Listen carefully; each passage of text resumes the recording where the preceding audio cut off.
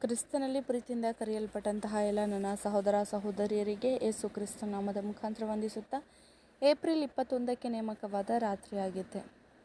ಕ್ರಿಸ್ತನು ನಿಮ್ಮನ್ನು ಕ್ಷಮಿಸಿದಂತೆಯೇ ನೀವು ಒಬ್ಬರಿಗೊಬ್ಬರು ಕ್ಷಮಿಸಿರಿ. ಕೊಲೊಸ್ಸದವರಿಗೆ 3ನೇ ಅಧ್ಯಾಯ 13ನೇ ವಚನ. ಕ್ಷಮಿಸುವ ಮನಸ್ಥಿತಿ ನಮ್ಮಲ್ಲಿ ಯಾವಾಗಲೂ ಇರಬೇಕು ಮತ್ತು ನಮ್ಮಲ್ಲಿ ಯಾವಾಗಲೂ ಅದು ವ್ಯಕ್ತವಾಗಬೇಕು.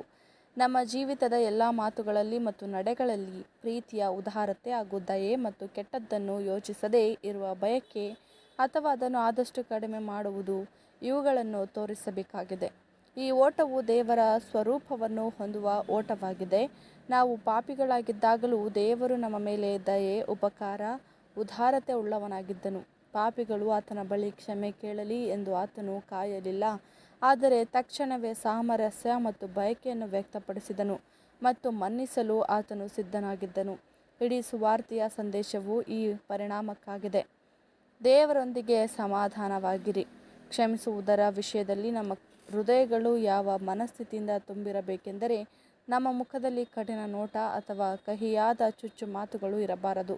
ಇದಕ್ಕೆ ತದ್ವಿರುದ್ಧವಾಗಿ ನಮ್ಮ ಹೃದಯದಲ್ಲಿ ಎಲ್ಲ ಸಮಯದಲ್ಲೂ ಇರಬೇಕಾದ ಪ್ರೀತಿಯ ಕ್ಷಮೆಯನ್ನು ನಾವು ವ್ಯಕ್ತಪಡಿಸಬೇಕು ಎಂಬುದೇ. ಆಮೆನ್.